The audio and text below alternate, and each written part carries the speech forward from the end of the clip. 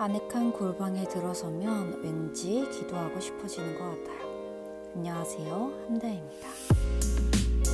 오늘은 최롱권님에게서 사연이 왔는데요. 제가 읽어드릴게요. 안녕하세요 여러분. 한국항공대학교 항공우주공학 19학번 최령권입니다. 시험 전날 홀에서 놀고 있다가 담임님께 갑자기 권면을 받아 소식을 전하게 되었네요.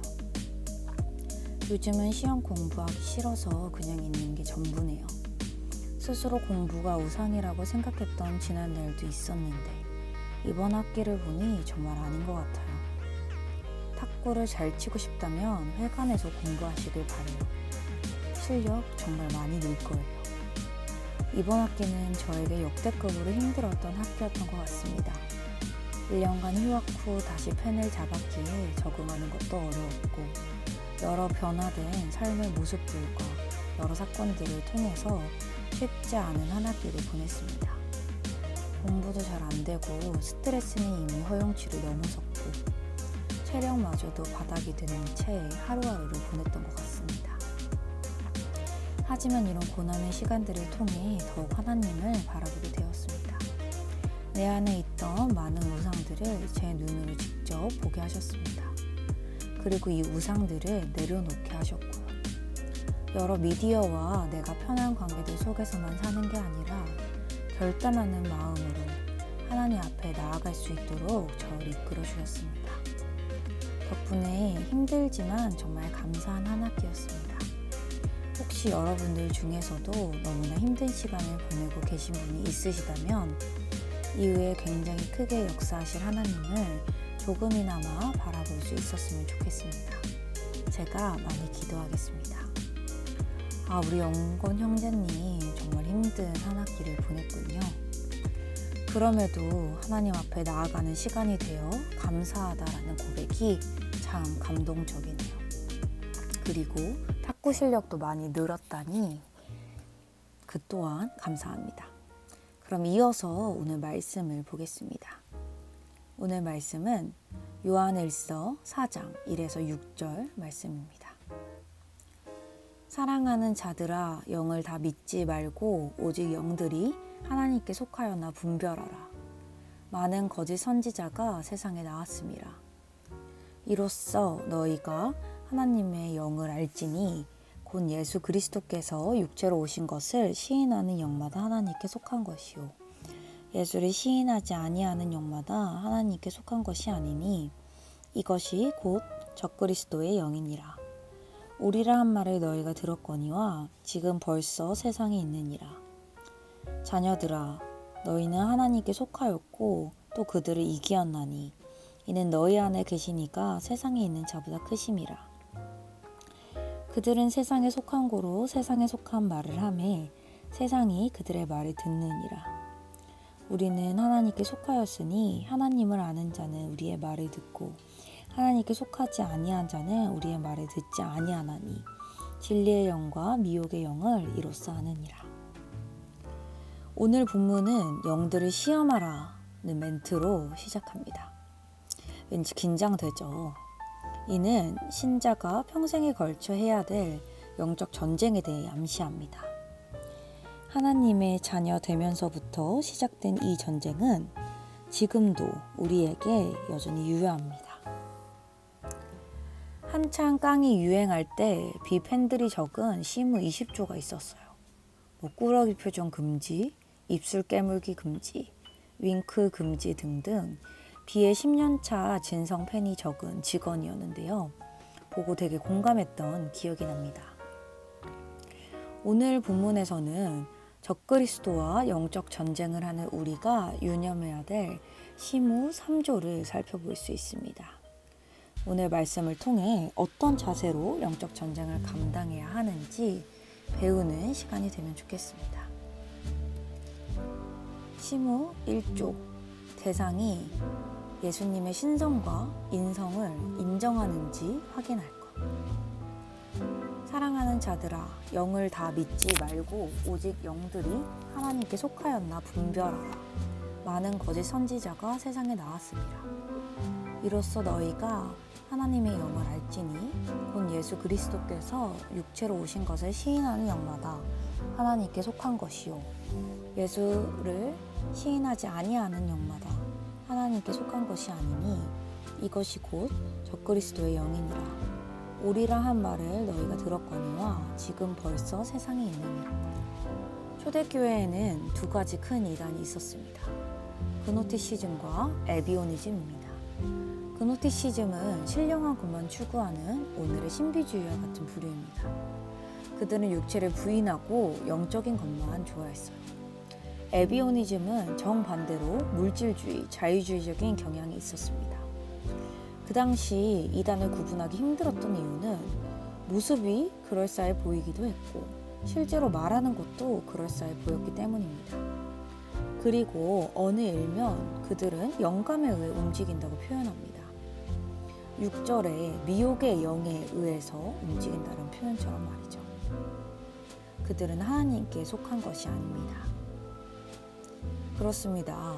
우리는 그렇기에 그냥 겉모습만 보고 알아차리기가 어렵습니다. 그 안에 있는 게 진리인지 비진리인지 알기 위해서는 우리는 필연적으로 분별해야 합니다. 오늘 성경에서는 미혹의 영과 진리의 영을 구분하는 방법으로 예수의 신성과 인성에 대한 고백을 하는지 안 하는지라는 기준을 제시합니다. 예수님이 하나님의 아들이시며 온전히 인간의 몸을 입고 오신 참 사람이심을 믿는지 안 믿는지를 말이죠. 되게 간단하죠?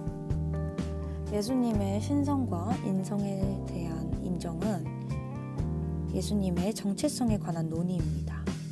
그렇기에 그 어느 하나라도 부인할 때 온전한 예수님에 대한 고백이 아닌 거죠. 예수님의 신성을 부인하면 하나님의 아들로서의 메시아의 역할이 상실되고 예수님은 그냥 역사적인 인물 중 한 명이 되어버립니다. 반대로 예수님의 인성을 부인하면 완전한 인간으로 이 땅에 오셔서 죄는 없으시되 우리를 위하여 죽임당하신 화목제물로서의 역할이 상실됩니다. 결과적으로 그가 겪으신 고통과 순환, 죽음과 부활이 다 부인되죠. 우리가 잘나고 똑똑해서 적그리스도를 구분할 수 있는 것이 아니라 우리가 믿고 신뢰하는 예수님이 어떤 분이신지를 잘 알 때 그를 분별할 수 있습니다. 시무 2조. 우리는 하나님께 속했고 이미 그들을 이기었음을 알 것. 자녀들아, 너희는 하나님께 속하였고 또 그들을 이기었나니 이는 너희 안에 계신 이가 세상에 있는 자보다 크심이라. 때론 사단과 싸우고 있는 우리의 상태가 지치고 무력하게 느껴질 때가 있습니다. 나는 이길 수 없을 것 같고 이 싸움은 끝나지 않을 것 같고 너무 지칩니다. 그렇습니다. 사단은 실로 교활해서 교묘하게 정정당당하게 이기는 것보다 하나님에 대해 의심하게 하고 싸울 전의를 상실하게 만듭니다.